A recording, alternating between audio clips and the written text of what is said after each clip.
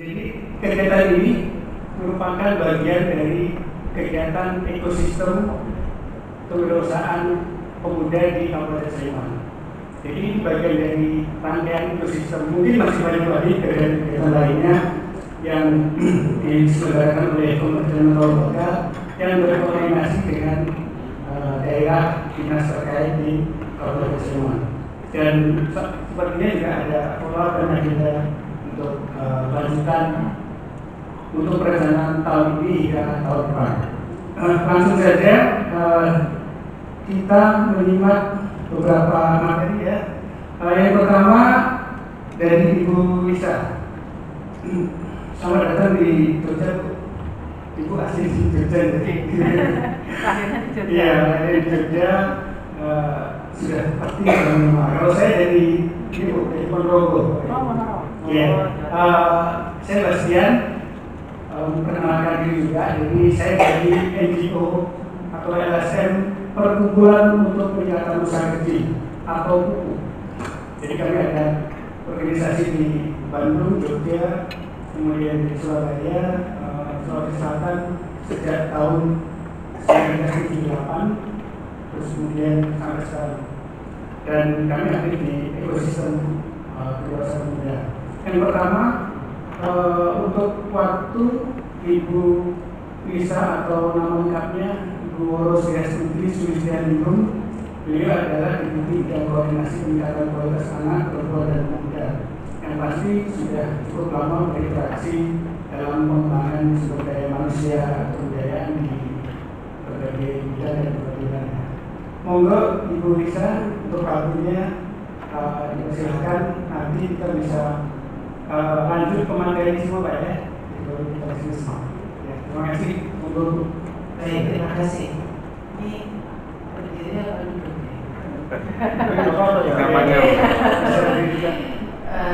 Saya berdiri boleh ya Pak? Sebenarnya saya bawa ini juga sih.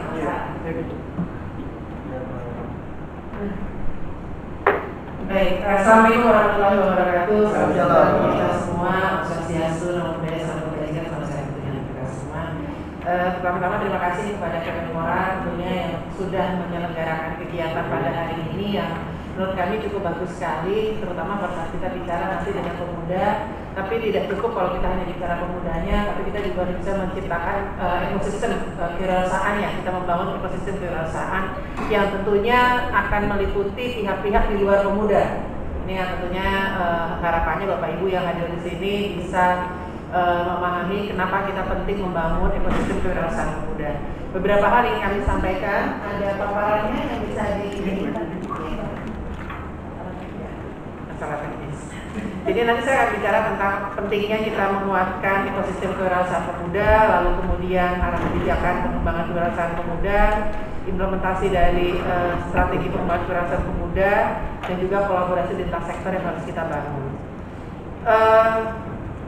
Belum ya. Mohon izin Bapak Ibu dari mana ya? Kalau saya boleh tahu sambil menunggu. BKAD Sleman. BKAD Sleman. Bapak dari sama juga dari BKAD. Dispora. Oh dari Dispora.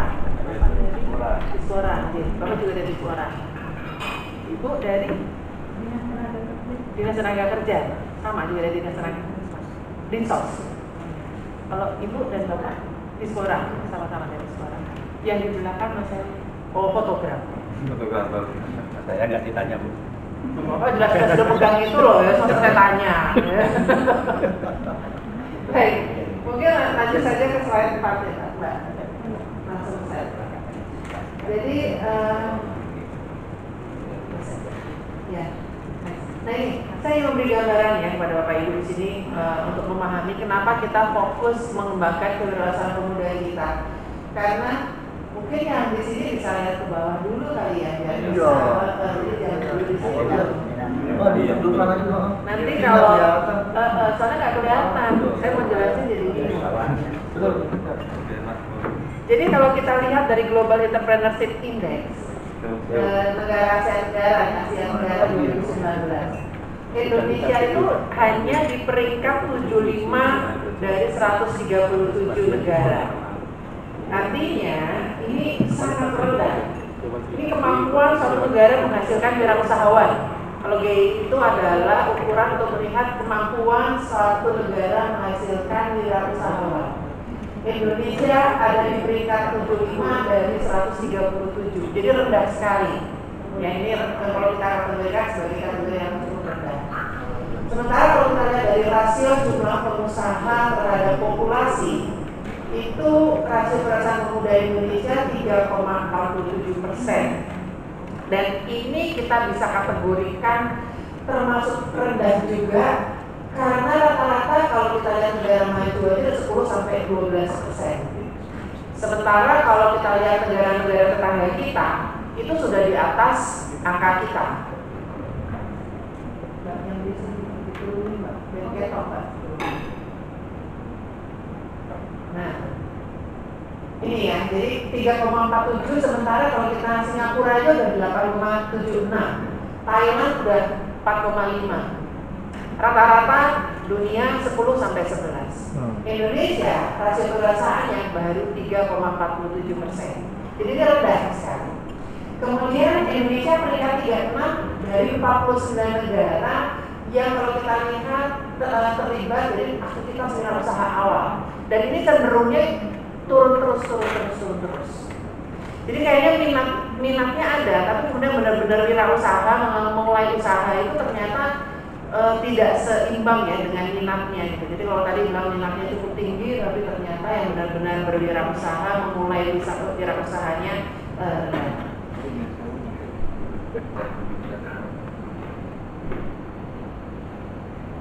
wah, dibantuin Mas Arfan. Terima kasih banyak Mas Arfan. Ini bagus nih.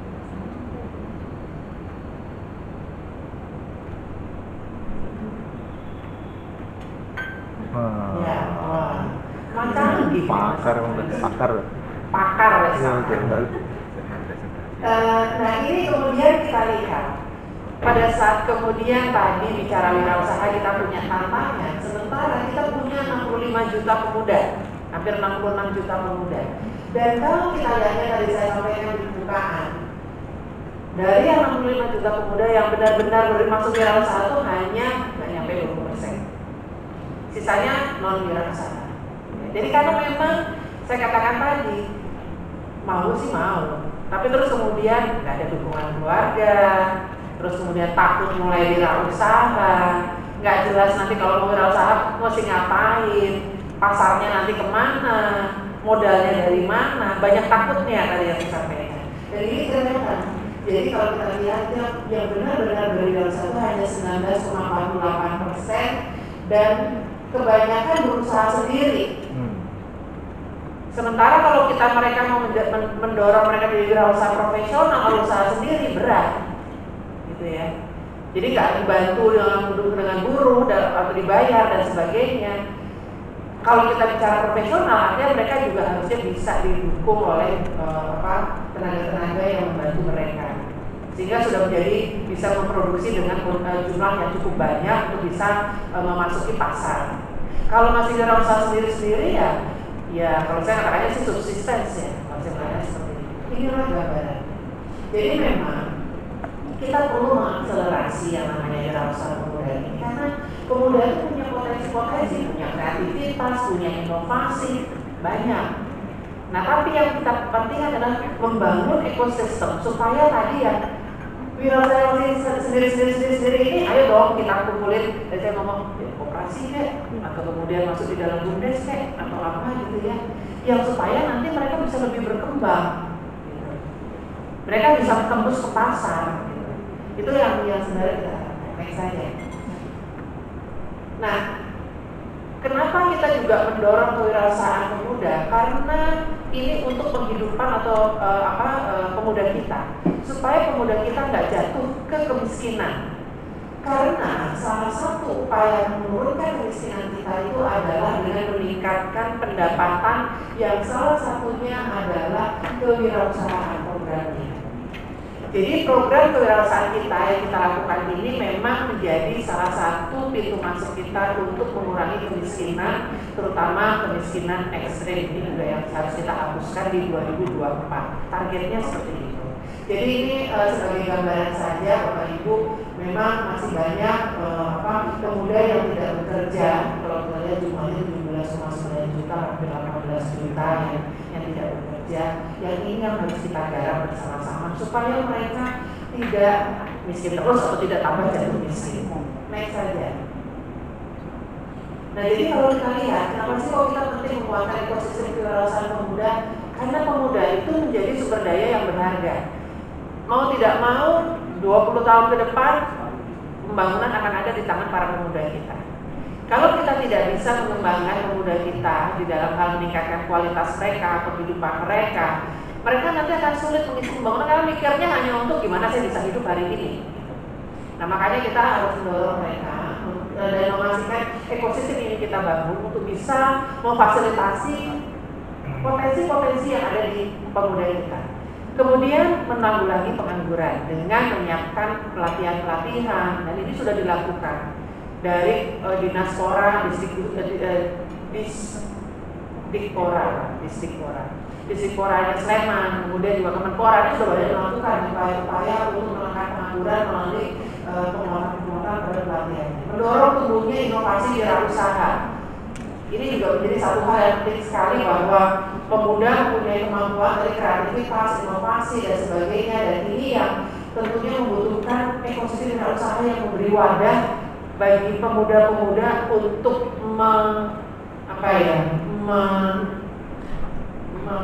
menciptakan suatu hal-hal yang dibangun dari dirinya mereka. Jadi ini yang harus kita pastikan. Dan kenapa penting untuk membangun ekosistem kewirausahaan pemuda? Karena bisa menjadi bagian untuk pemberdayaan ekonomi lokal. Kalau memang benar-benar kita mengidentifikasi potensi-potensi ekonomi di daerah yang bersangkutan untuk kita kembangkan di dalam mendorong ekonomi lokal melalui pengembangan kewirausahaannya. Jadi ini adalah kenapa punya membangun ekonomi ekosistem dan juga menghadapi tantangan global. Perubahan iklim tadi yang saya katakan. Artinya kita harus memastikan bagaimana menyiapkan ekosistem yang memastikan pada saat kita mendorong kewirausahaan pemuda itu tahan bantingan ya terhadap berbagai tantangan-tantangan di tingkat global, termasuk memastikan keberlanjutan ekonomi nasional kita. Karena tadi saya katakan bahwa kewirausahaan ini menjadi salah satu kontributor di dalam mendorong pertumbuhan ekonomi Indonesia. Next saja. Nah, melihat kepada pentingnya hal tersebut, maka berbagai arah kebijakan sebenarnya sudah kita tuangkan. Selain tadi yang saya sudah sampaikan secara ekonomi ya, next saja. Kita sudah menetapkan bahwa kita punya target rasio kewirausahaan pemuda dan rasio kewirausahaan nasional dan seterusnya. Tapi garis besar kita juga sudah menyiapkan kebijakan di dalam RPJMN terkait peningkatan kualitas pemuda kita.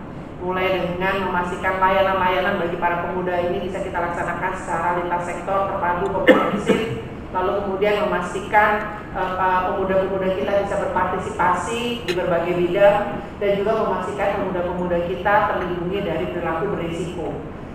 Ini dengan Bappenas, dulu partoknya saya, kita sudah menyiapkan ukuran keberhasilan pembangunan pemuda. Kita ada IPP yang harus kita kawal bersama-sama dengan pemerintah daerah ini Bapak Ibu, bahwa kita harus mengawal ini untuk bisa mencapai target yang sudah kita tetapkan. Next saja. Misalnya bakti saya tadi sudah menyampaikan ini adalah 3 prioritas kita. Next saja. Nah, selanjutnya kita juga sudah punya berbagai regulasi untuk mendukung pembangunan kepemudaan kita. Mulai dari Perpres 2 2022 tentang pengembangan kewirausahaan nasional yang di dalamnya ada tematik terkait kewirausahaan pemuda. Lalu kemudian Perpres 43 tahun 2022 tentang koordinasi strategis lintas sektor penyelenggaraan pelayanan kepemudaan yang mewajibkan semua kementerian lembaga untuk bergerak memberikan layanan-layanan bagi kepemudaan, termasuk kaitannya dengan pelayanan kewirausahaan tadi. Lalu kemudian kita juga punya dokumen Stranas Kewirausahaan Pemuda yang pada waktu itu dibangun Bappenas, dan ini menjadi bagian yang tidak terpisahkan juga dari Perpres PKN tadi, pengembangan kewirausahaan nasional. Nah, apa yang jadi arah kebijakan? Next saja. Nah, apa yang jadi arah kebijakan? Yang pertama adalah akses pendanaan yang lebih mudah. Ini adalah menjadi satu hal yang penting. Bagaimana kalau kita bicara ekosistem, kita bangun ekosistem kewirausahaan itu supaya bisa memberikan akses pendanaan yang mudah bagi para pelaku-pelaku usaha muda kita. Itu yang penting. Caranya bagaimana? Ya dengan regulasinya atau dengan penguatan tata kelolanya atau apa, itu yang harus dilakukan untuk bisa memudahkan akses pendanaan yang lebih mudah. Lalu kemudian menanggulangi pengangguran dengan pelatihan-pelatihan, dan ini sudah dilakukan. Jadi ini adalah membangun ekosistemnya, adalah ya berikan itu kesempatan-kesempatan untuk mendapatkan pelatihan-pelatihan, tapi jangan saya ingetin cuma pelatihan dasar dulu, ada pelatihan-pelatihan yang berjenjang berkelanjutan. Kolaborasi lintas sektor ini juga harus kita bangun, karena membangun mendorong kewirausahaan pemuda itu tidak bisa hanya dibebankan misalnya karena ada unsur pemudanya di sekolah saja, atau misalnya kepada dinas operasi UKM, tidak bisa, tapi harus kerja bersama-sama. Karena pada saat kita bicara akses pendanaan, itu sudah nanti kita kepada lembaga-lembaga keuangan yang harus kita ingat, atau mungkin kepada swasta atau kepada pihak-pihak lain yang memang bisa menjadi potensi pendanaan bagi pembangunan kewirausahaan kita. Jadi kolaborasi lintas sektor ini menjadi satu hal yang kita harus bangun, termasuk pengurangan regulasi yang membebani. Jadi seringkali kalau kita ketemu dengan wirausaha muda ini adalah keluhannya adalah karena regulasinya terlalu berbelit-belit sih, birokrasinya berbelit-belit dan sebagainya gitu ya. Regulasinya tidak memayungi mereka untuk bisa terlibat di dalam wirausaha. Ini yang harus kita perhatikan ke depannya. Mana-mana regulasi yang menghambat keterlibatan pemuda di dalam melakukan wirausaha. Kemudian inklusi sosial dan gender, ini adalah yang harus kita perhatikan. Semua memiliki kesempatan untuk bisa melakukan usahanya. Mereka yang dengan disabilitas, mereka yang ada di daerah terpencil, mereka yang di pegunungan, mereka yang ada di mana-mana dengan berbagai karakteristiknya harusnya diberi peluang yang sama untuk bisa melakukan usahanya, baik laki maupun perempuan. Jadi ini yang harus kita siapkan, sistem dan juga apakah itu regulasi, tata kelola, akses sarana prasarana yang tidak membeda-bedakan antara kelompok-kelompok yang sangat berbeda-beda karakteristiknya. Lalu pemberdayaan oleh teknologi dan inovasi. Nah ini yang juga harus kita pastikan bahwa teknologi itu bisa benar-benar mendorong kewirausahaan kita. Jadi sekarang Kemenko UKM sudah membangun entrepreneur hub ya, itu berbasis IT juga. Nah ini yang nantinya harusnya bisa diakses oleh semuanya. Nah ini kan artinya kita membangun ekosistem yang bisa memudahkan para pemuda kita melalui teknologi untuk mengakses informasi maupun untuk memasarkan hasil-hasil produksinya ataupun mau mencari pendanaan dan sebagainya. Jadi ini yang harus kita bangun, ekosistem inilah yang harus kita bangun. Next saja. Nah ini adalah bagaimana kita sudah punya sarana kewirausahaan pemuda yang harus kita tindak lanjuti di tingkat daerah, dan ini sudah dilakukan uji cobanya ya Pak ya, Pak Gung ini sebagai pilot kita untuk melaksanakan dari sarana kewirausahaan pemuda untuk bisa kita membangun ekosistem. Next saja, saya nggak akan banyak-banyak karena saya yakin nanti Mbak Penas, Mas Arman akan banyak bicara di sini. Tetapi intinya kita sudah punya konsep sarana pengembangan kewirausahaan pemuda yang sudah menempatkan masing-masing pihak dengan tugas fungsinya, baik di kementerian lembaga sampai juga kepada daerah. Nah ini yang harus kita siapkan, karena di dalam sarana kewirausahaan pemuda ini kan ada 5 strategi. Kelima strategi ini adalah yang kita lakukan untuk membangun ekosistem tadi. Apakah itu pemodalannya, apa masarannya, apa kita bicara regulasinya, apa kita bicara tentang penguatan individu pemudanya dengan pelatihan, dukungan keluarga, karena kita melihat bahwa membangun kewirausahaan pemuda ini problemnya seringkali karena tidak ada dukungan dari keluarga, tantangannya di situ. Nah ini semuanya sudah kita siapkan di dalam sarana ini dengan kelembagaan yang sudah kita siapkan. Siapa melakukan apa, tugas tanggung jawabnya seperti apa, itu sudah kita siapkan. Next saja. Dan ini kemudian penerapannya dari setiap strategi itu juga kita tidak sama ratakan, tapi kita lihat kepada setiap tahapan pengembangan usaha, mulai dari inspirasi usaha, mulai usaha dan juga mengembangkan usahanya. Masing-masing strategi juga nanti akan mengikuti kepada, kalau bicara inspirasi usaha mungkin belum sampai kepada strategi, baru hanya strategi kita untuk meningkatkan pemahaman bagi para pemudanya, tapi belum kepada yang strategi-strategi yang lainnya. Tapi kalau sudah masuk kepada mulai usaha, pengembangan usaha, artinya itu akan masuk kepada strategi-strategi yang lainnya. Dan ini juga sudah dibagi peran pemerintah pusat, peran pemerintah daerah itu seperti apa. Ini yang nanti saya yakin dari Bappenas akan menjelaskan lebih jauh lagi apa yang akan dikerjakan oleh masing-masing pihak. Next saja. Dan ini juga di dalam pelaksanaannya di daerah ini juga ada tahapan-tahapan di mana daerah harus mengases seperti apa kondisi daerahnya dan apakah daerah itu ada di fase penumbuhan, penguatan, pengembangan atau percepatan, dan strateginya tentunya akan mengikuti dari hasil asesmen terhadap daerah tersebut. Next saja. Nah, yang penting di sini adalah kita bagaimana memastikan kolaborasi lintas sektor. Tadi kami ingatkan bahwa bicara membangun kewirausahaan ini tidak hanya bisa dikerjakan oleh Kemenpora karena misalnya targetnya pemuda atau Disdikpora, tapi juga harus melibatkan berbagai stakeholder lainnya. Next saja. Nah, ini gambaran di Kabupaten Sleman, Bapak Ibu. Memang kalau kita bicara di TPT-nya sudah di bawah rata-rata nasional. Ya, kalau kita lihat nasional 5,86, DIY itu ada 4,06, kemudian Sleman 4,78. Jadi kalau dilihat sudah di bawah rata-rata nasional. Namun Sleman masih lebih tinggi daripada DIY. Jadi ini yang juga masih menjadi catatan kita bersama. Sementara kita tahu tadi populasi pemuda kita kan sangat tinggi ya, karena kita sedang menikmati bonus demografi, sehingga pastinya dari TPT yang 4,78 di Sleman ini paling banyak adalah pasti pemudanya. Ya. Nah, ini makanya kenapa kita dorong untuk kewirausahaan pemuda kita. Nah, kemudian kalau kita lihat yang bekerja menurut lapangan kerja biasanya di Sleman itu adalah di jasa, kemudian baru manufaktur dan pertanian. Jadi nanti pada saat kemudian jasa ini kan kelihatannya memang yang paling banyak karena pemuda-pemuda ini banyak yang kreatif ya, jadi lebih banyak menyediakan atau produk-produk jasa dan sebagainya. Betul ya Pak ya, arahnya ke sana ya.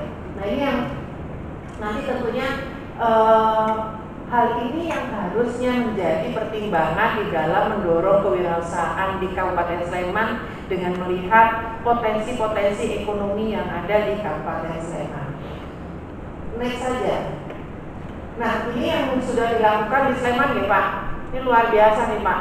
Terima kasih banyak. Sleman sangat berkomitmen ya untuk bisa mendorong kewirausahaan pemuda di Kabupaten Sleman, dan terima kasih Bappenas yang sudah menyokong nih.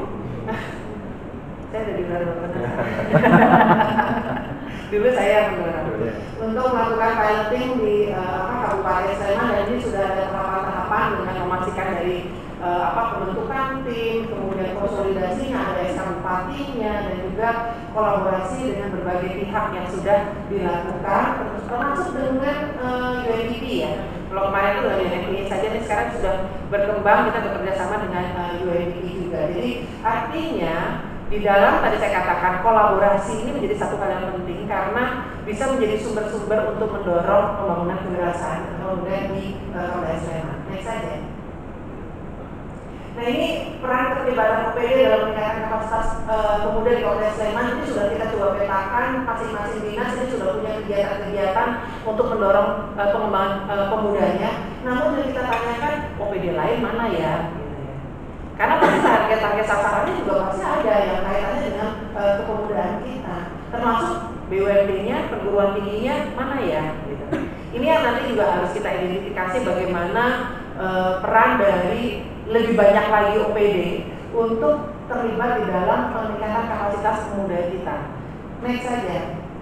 Dan kita sekarang sudah punya di Kemenko UKM, ini sudah diinisiasi yang namanya Entrepreneur Hub atau IHUB, yang harapannya ini juga nanti bisa dioptimalkan di dalam mendorong kewirausahaan pemuda di Kabupaten Sleman.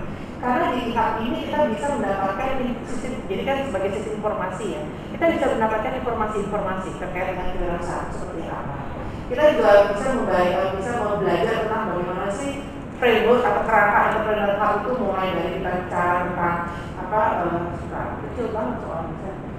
Ada ide usahanya, ada desain usahanya, kemudian sudah punya usaha, lalu masuk kepada capacity buildingnya, monitoringnya. Nah, ini semuanya framework yang harus dikerjakan pada saat kita ingin membangun kewirausahaan. Di luar itu juga, bagaimana kita membangun ekosistem ini juga ada di dalam Entrepreneur Hub. Jadi nanti silakan bagi Bapak Ibu, karena memang ini dibangun oleh Kemenko UKM untuk menjadi platform belajar bagi semua pihak yang ingin mengembangkan kewirausahaan, termasuk membangun ekosistem kewirausahaannya. Jadi silakan saja, nanti dioptimalkan saja platform yang sudah ada. Yang penting di sini next saja bagaimana kita perlu menguatkan kolaborasi lintas sektor, tidak hanya pemerintah pusat, pemerintah daerah, tetapi juga dengan media, institusi pendidikan, pelaku usaha sendiri, masyarakat dan komunitas yang termasuk di dalamnya adalah para pemudanya itu. Jadi itu Bapak Ibu yang ingin kami sampaikan, mengingatkan bahwa kewirausahaan pemuda ini tidak bisa dibangun sendiri, tetapi harus dibangun bersama-sama, berkolaborasi. Saya hanya ingin memastikan bahwa institusi pendidikan juga terlibat, gitu. Bagaimana memastikan media juga kita libatkan, dunia usaha, pelaku usaha seperti BUMD dan sebagainya juga kita libatkan di dalam mendorong kewirausahaan di Kabupaten Sleman ini. Itu saya ingin sampaikan, kurang lebihnya mohon maaf. Wabillahi taufiq wal hidayah. Assalamualaikum warahmatullahi wabarakatuh. Waalaikumsalam. Terima kasih Bu Lisa. Sekali lagi apresiasi untuk Ibu Lisa kita berikan puas. Cukup menarik, tadi sudah dibahas secara komprehensif, termasuk juga strategi nasional Bu ya, akselerasi untuk penumbuhan dan penguatan keberhasilan muda. Kemudian juga di daerah sudah terbentuk atau terinisiasi lembaga kolaboratif atau POKJA untuk keberhasilan muda di Sleman. Dan berikutnya pembicara kedua adalah Pak Mahendra Arfan Azhar. Beliau dari Kementerian BPN Bapak dengan jabatan perencanaan ahli media. Nah, beliau terlibat cukup aktif dalam development report indeks pembangunan pemuda tahun 2017 dan 2019. Ini cukup menarik karena ada kaitannya juga dalam memperkuat ekosistem, dan Bappenas termasuk inisiator untuk mendorong ekosistem di Sleman ya, dengan melibatkan beberapa donor, beberapa stakeholder terkait.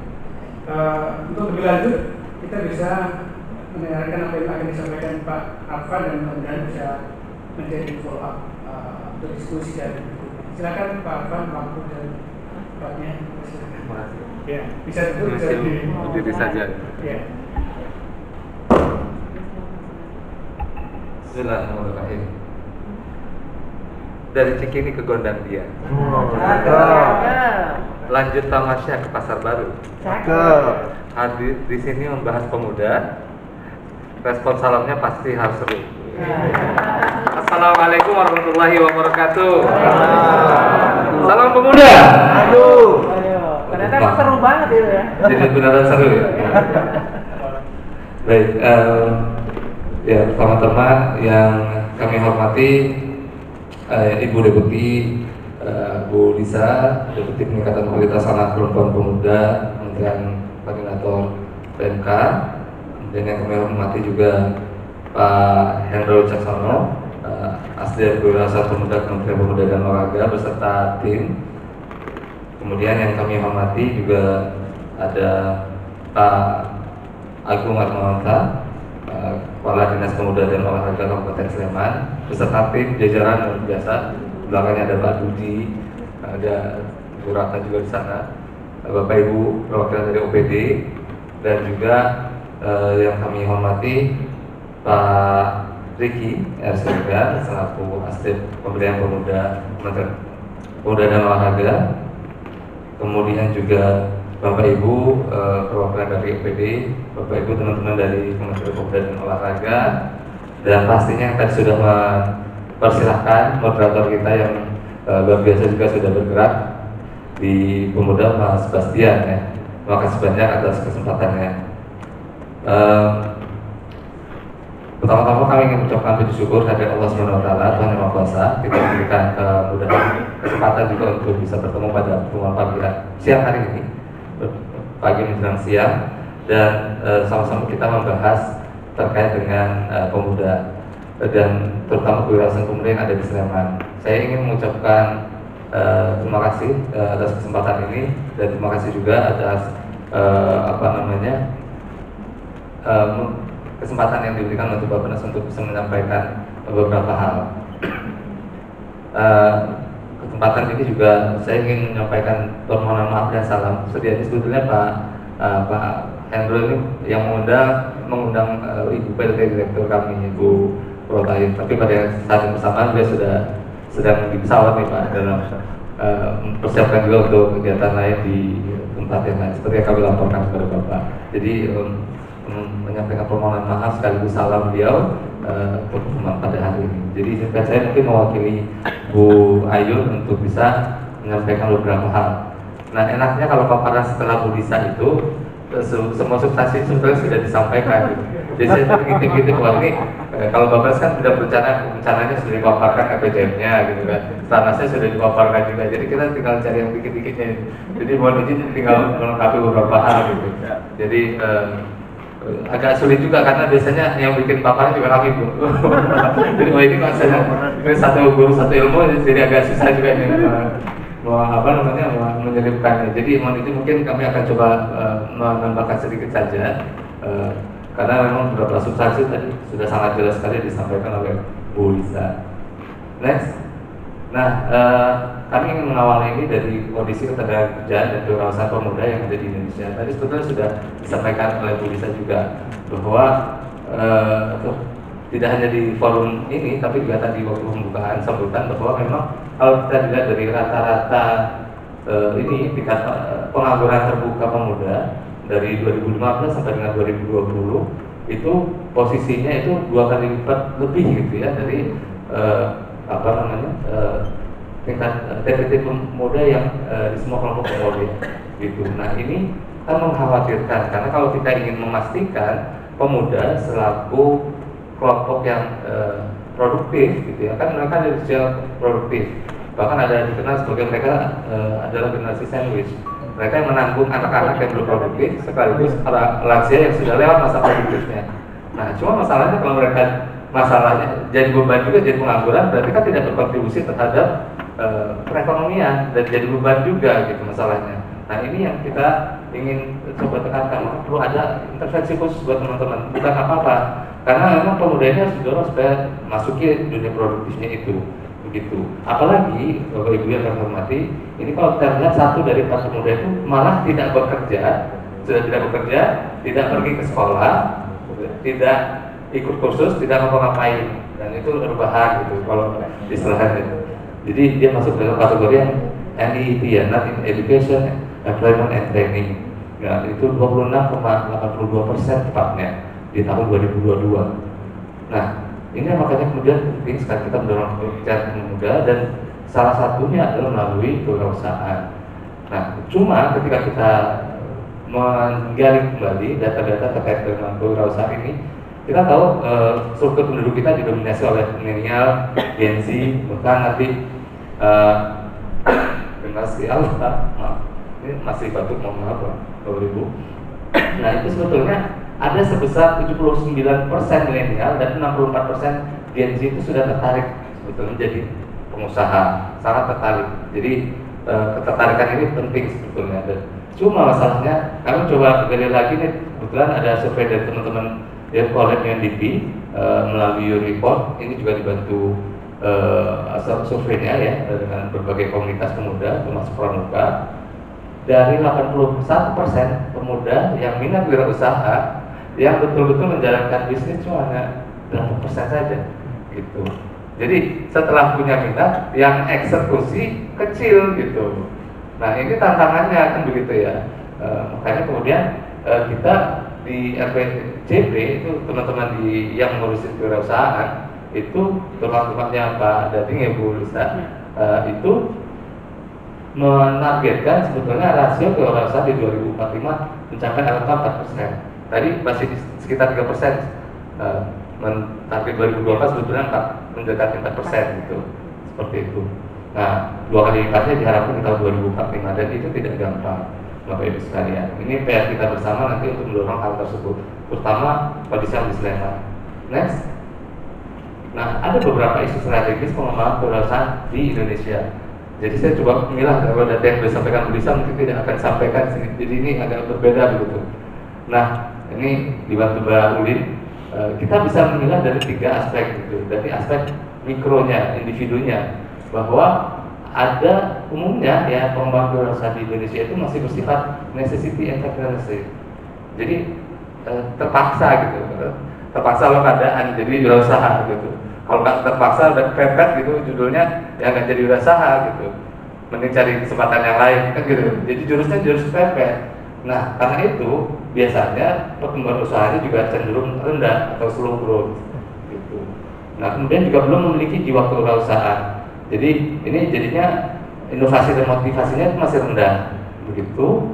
Juga belum punya attitude atau perilaku, keahliannya juga belum ada, perspektif sebagai wirausaha tidak ada ya, usahanya itu aja. Jadi kalau kita datanya Bapak Ibu jual pecel atau jual gudeg ya, misalnya bukan yang baju yang besar ya, tapi yang mungkin di pinggir jalan, mungkin kecil dari 20 tahun lalu ya segitu-gitu aja gitu. Jadi tidak ada niatan untuk mengembangkan usahanya menjadi lebih bagus, walaupun ada juga yang lebih besar gitu.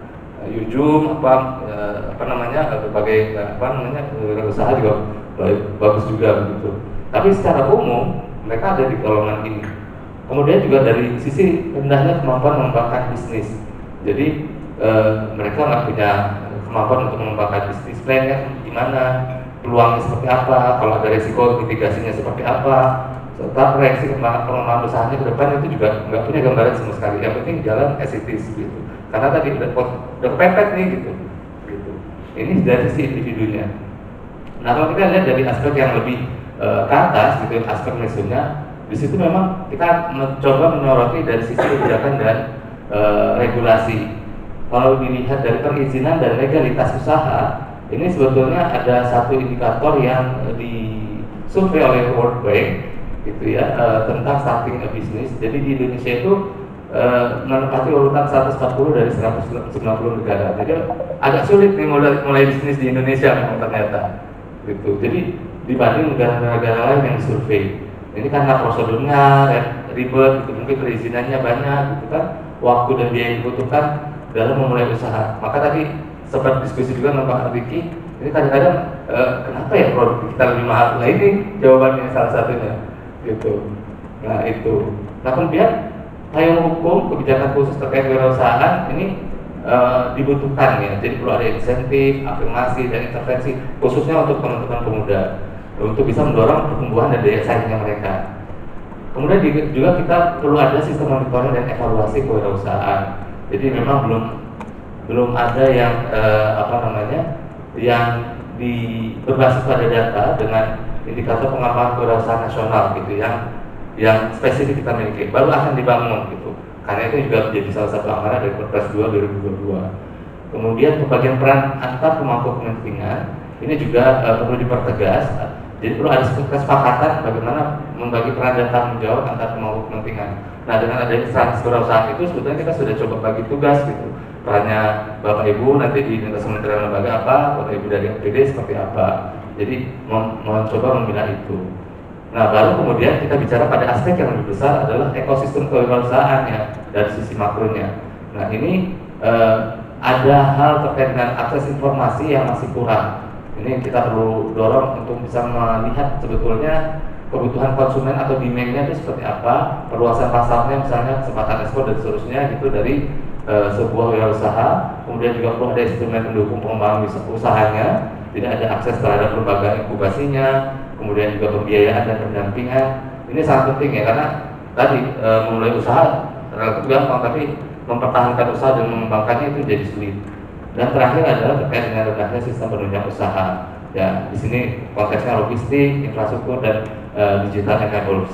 Gitu. Jadi ini beberapa poin yang kami coba petakan terkait dengan isu-isu strategis bagaimana kita bisa mendorong pengembangan kewirausahaan di Indonesia. Next.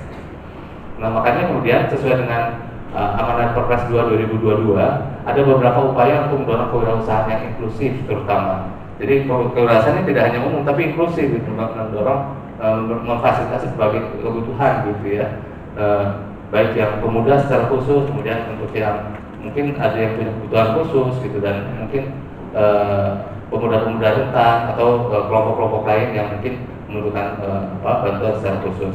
Dalam konteks pertama kemudian insentif, kemudian juga kita juga coba mengusulkan terkait dengan adanya dana alokasi khusus untuk yang sifatnya fisik maupun non fisik. Fisik biasanya infrastrukturnya, non fisik itu ya di luar itu. Kemudian juga, nah ini proses perencanaan penganggarannya kemungkinan baru bisa diusulkan sendiri untuk perencanaan tahun 2025, karena 2024 ini kemarin fokusnya hanya penyelesaian target-target RPJMN misalnya. Nah, kemudian ada juga penekanan untuk wirausaha tematik. Di sini salah satunya adalah wirausaha pemuda. Selain wirausaha sosial, wirausaha teknologi, perempuan, dan juga wirausaha yang ada di desa. Nah, kemudian perlu ada NSTK sebagai pedoman. Ini kami ucapkan terima kasih Pak, di Kemenpora sudah terbit juga tentang kewirausahaan pemuda ini. Tapi nanti kita juga perlu memperdalam dan memastikan itu bisa berjalan dengan baik atau tidak. Atau kita juga tidak tertutup kemungkinan, saya kira, untuk melihat potensi penajamannya ke depan. Kemudian juga dari sisi sistem informasi kewirausahaan, ini juga sejauh ini sudah coba dikembangkan pembangunan sistem informasinya. Cuma memang tadi seperti yang disampaikan oleh Bu Lisa oleh teman-teman Kemenko UKM, ini juga kemarin kami diskusi dengan Pak Agung, Bu Lisa, ada concern juga ingin membangun sistem ini. Jadi ingin karena pemuda Sleman itu udah dapat bantuan apa saja gitu, kemudian sudah mengikuti pelatihan apa saja. Tapi ini yang perlu satu pintu, dan harapannya memang kalau bisa ini ada di Dinas Pemuda Olahraga yang jadi focal point utamanya. Tapi memang perangkatnya bisa memberdayakan yang ada Kominfo gitu ya. Kemudian juga data-data yang ada di di Snaker dan seterusnya. Nah, ini yang mudah-mudahan nanti bisa berjalan dengan baik setelah ini. Kemudian juga dari sisi monitoring dan evaluasi ini diharapkan juga bisa berjalan, khususnya nanti ditargetkan pelaksanaan rencana aksi PKN atau pengembangan kewirausahaan nasional untuk 3 tahun ke depan. Next. Nah, kemudian kami coba memetakan Bapak Ibu ini sesuai dengan bahan yang kami juga terima dari teman-teman di Direktorat PUKM Kalambatunas. Ini sebetulnya kalau kita lihat kan ada beberapa stakeholder yang terkait dengan kewirausahaan pemuda yang akan kita sasar, gitu ya. Nah, ada yang sifatnya masyarakat umum dan calon wirausaha. Bagaimana kemudian peran-peran dari kementerian lembaga itu dipetakan di sini. Untuk masyarakat umum, harapannya adalah upaya melakukan pemasyarakatan kewirausahaan secara umum dalam rangka menciptakan calon wirausaha. Kemudian masuk mereka menjadi calon wirausaha. Salah satunya adalah untuk wirausaha pemuda di sana. Nah, di sini ada peran-peran kementerian lembaga. Jadi sebetulnya untuk Kemenpora ini kuliah wirausaha itu sebetulnya salah satunya bisa masuk di sini, tapi bukan itu yang diharapkan sebenarnya Pak. Nanti mungkin ke depan ada harapan untuk Kemenpora bisa masuk mengintervensi di wirausaha pemula dan wirausaha mapan. Jadi mendorong wirausaha itu menjadi penguatan wirausaha menuju wirausaha mapan, jadi sudah jadi wirausaha pemula. Nah, mereka diharapkan bisa menjadi wirausaha mapan, dan kalau sudah mapan bisa meningkatkan skala usahanya, bahkan bisa sampai ke ekspor gitu ya. Nah, ini yang nanti mungkin perlu ada pembicaraan khusus untuk bisa mempertajam tadi yang kami sampaikan dan terkait dengan NSPK, karena ini yang kami coba peroleh juga dari teman-teman yang diharapkan oleh pemangku kepentingan kewirausahaan secara umum ya, sesuai dengan pemetaan turunan dari Perpres 2. Nah, ini mungkin next step-nya gitu. Jadi memang harapannya ke arah sana. Walaupun ini jadi tantangan ini. Kalau Bu Lisa pasti tahu ini udah berat ini kayaknya. Nah, ini yang masalahnya di Kemenpora ini kan masih strukturnya kelasnya kelas 3. Iya. Nah, jadi kalau dia harus sampai kepada mapan dan ini agak berat. Betul. Nah, ini yang mungkin nanti kita perlu bicara juga dengan Kemenko UKM, karena ini yang diletakkan oleh teman-teman di Kemenko UKM. Saya kira saya juga sama tuh. Oh, ini kalau ada di posisi ini agak berbeda dengan intervensi yang sudah ada di Kemenpora. Jadi mungkin nanti ini salah satu poin juga yang kita perlu perdalam. Harusnya Kemenpora tetap perlu ada di tahap pertama karena menyentuh pemudanya begitu. Umumnya malah yang dari umum sama calon wirausaha itu yang menurut saya harus bergerak di situ. Kemenpora. Nah, ini mungkin yang perlu kita pertajam. Nah, kalau untuk yang mapan malah sebenarnya harusnya di drop ya Pak, karena tidak di kapasitas di Kemenpora saya kira gitu. Kalau menuju yang wirausaha pemula sih masih ya, gitu seperti itu. Nah, ini harapan ketika membangun ekosistem kewirausahaan. Kebetulan ketika menyusun ini kami juga tidak terlibat, jadi kami mendapat bahan ini. Jadi mungkin nanti ini salah satu bahan juga yang kita perlu diskusikan lebih lanjut. Nah, kemudian juga terkait dengan pengembangan ekosistem kewirausahaan. Ini juga ada peran Kemenpora di sana untuk bisa menciptakan wirausaha yang inovatif dan berkelanjutan. Next. Nah, ini kemudian kita coba turunkan menjadi sebetulnya sudah berjalan paralel ya sebetulnya strategi nasional kewirausahaan yang tadi juga sudah dipaparkan oleh Bu Lisa. Cuma di sini kami ingin menekankan bahwa strategi ini sebetulnya tidak lahir sendiri, tapi diawali dengan pemetaan di ekosistem kewirausahaan itu sebenarnya seperti apa gitu. Ini maka coba digambarkan di konsep yang di sebelah paling kiri gitu Bapak Ibu. Nah kemudian dari bisnis proses ini dari sebuah ekosistem kewirausahaan itu apa yang menjadi kendala-kendala atau bottleneckingnya gitu. Setelah dipetakan akhirnya ketemu misalnya masalahnya terkait dengan kapasitas individu, berarti dirumuskan atau direkomendasikan strateginya secara utama adalah peningkatan kompetensi kewirausahaan pemuda berbasis inkubasi misalnya. Itu poin pertama. Makanya kemudian lahir 5 strategi utama ini gitu. Nah, baik dari tadi kompetensi, pasar, modal, baru modalnya kita memastikan juga ada dukungan keluarga dan masyarakat, kemudian juga ada sisi kelembagaan untuk tata kelolanya. Nah, kelima strategi ini dipetakan juga dalam 3 tahap utama. Jadi bagaimana menginspirasi usaha untuk masyarakat dan masyarakat umum dan wirausaha pemula,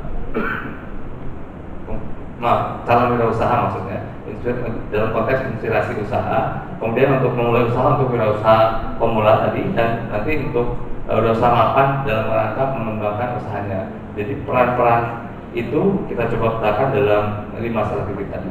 Next. Nah, kemudian berdasarkan itu kita coba melakukan advokasi dalam beberapa kali tahapan ya, sampai dengan 2023 dan mudah-mudahan tahun 2024 ke depan. Jadi kita sudah menginisiasi strateginya. Kemudian di tahun 2021 kita mencoba sinergi dengan berbagai jenis dan jenjang peraturan, terutama dengan Perpres 2/2022 masuk menjadi wirausaha tematik. Kemudian juga di Perpres 43/2022 juga tentang koordinasi strategis lintas sektor penyelenggaraan pelayanan kepemudaan. Ini kita dorong agar menjadi satu substansi fokus di dalam kelompok kerja Pokja tim yang ada dibentuk dari amanat Perpres ini. Dan kebetulan juga Pak Asdem Pak Endor jadi ketua tim Pokjanya Pak yang untuk ini ya. Nah ini untuk domain lapangan kesempatan kerja. Nah kemudian di tahun ini kita mencoba melaksanakan di tahun 2022 itu kita mencoba menyusun panduan teknis untuk implementasi. Jadi sudah ada panduannya. Kemudian kita coba kolaborasi juga dengan berbagai mitra pembangunan dan juga menginisiasi perlu adanya pilot project untuk pelaksanaan atau implementasi dari stranas tersebut. Makanya kemudian kita merekomendasi di 2 lokasi yang tadi sudah disampaikan, terutama di Sleman ini dan di Ambon. Nah di tahun inilah kita coba mulai melakukan inisiasinya, pelaksanaan pilot projectnya kemudian juga mudah-mudahan di tahun depan kita bisa melakukan evaluasi dan replikasi terkait dengan pelaksanaan tersebut. Next.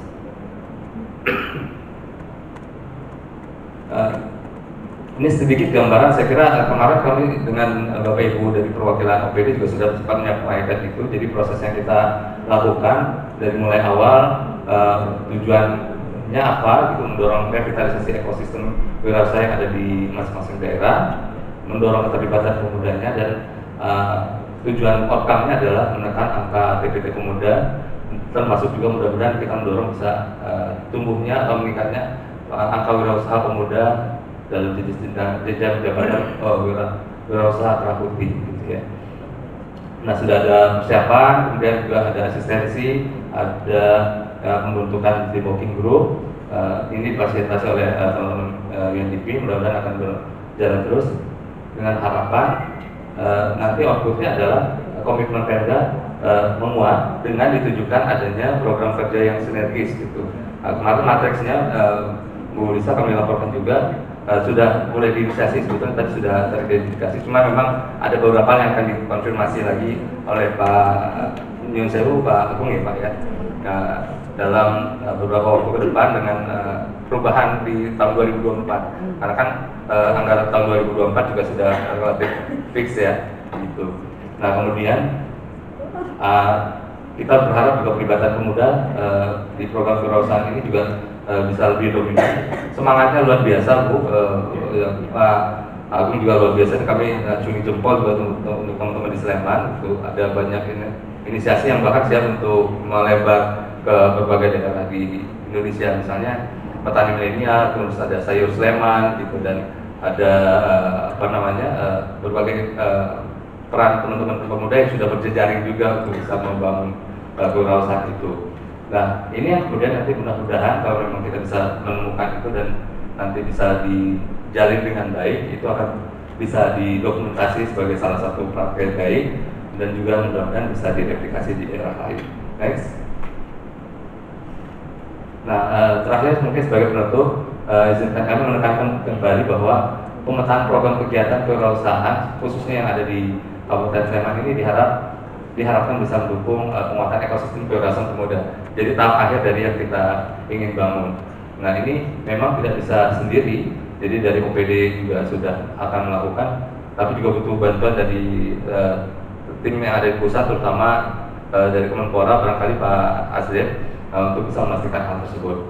Nah ini yang kemudian kami tekankan juga terkait dengan optimalisasi pelaksanaan koordinasi lintas sektor, penguatan ekosistem tadi, agar bisa betul-betul dilaksanakan baik lintas OPD yang ada di Sleman maupun juga dukungan dari pemerintah pusat, dari Kemenpora, Kemenko UKM, tadi juga BKPM ya, nanti dengan NIB, dan juga mungkin pastinya mohon perkenan Bu Deputi dan Pak Asdem juga di Kemenko PMK untuk bisa mendukung hal ini, termasuk juga pemangku kepentingan kepemudaan lain gitu. Tadi Mas Bastian ini salah satunya nih, pasti mengawal juga gitu, apalagi sudah punya pengalaman yang cukup luar biasa terkait dengan ini.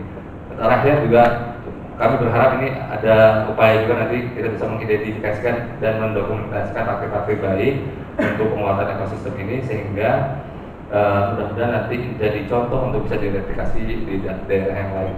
Mungkin itu yang bisa kami sampaikan. Mohon maaf kalau ada yang kurang berkenan, dan izinkan saya mengakhiri ini dengan sebuah pantun juga, nggak kalah dengan Bu Lisa. Lagu Senandung selaras nada dilantun syah di usia anak darah. Mari mendukung wirausaha pemuda untuk pemuda Indonesia yang adil, maju dan sejahtera. Assalamualaikum warahmatullahi wabarakatuh. Terima kasih Mas Akbar atas waktunya. Jadi salah satu the power of kepepet itu bisa menjadi pemicu, tapi dia akan menjadi pemicu atau leverage ketika ada salah satu pendamping ya, misalnya pendamping di daerah, bisa dari dinas, bisa dari komunitas, lokal NGO dan sebagainya. Kita masih punya 2 materi lagi. Mohon izin Pak Indro, kita selesaikan semua materi, terus kemudian pertanyaan nanti setelah break bersama. Oke. Ya. Iya. Terima kasih. Nah selanjutnya pemateri ketiga Bapak Indro Wicaksono selaku Asisten Deputi Kewirausahaan Pemuda, dia akan menyampaikan aktivitas Kemenpora terkait kewirausahaan pemuda. Monggo silakan. Waktunya. Terima kasih. Masih. Assalamualaikum warahmatullahi wabarakatuh. Saya hormati Ibu Deputi, ya, Bu Lisa, yang hadir sini, langkah ya.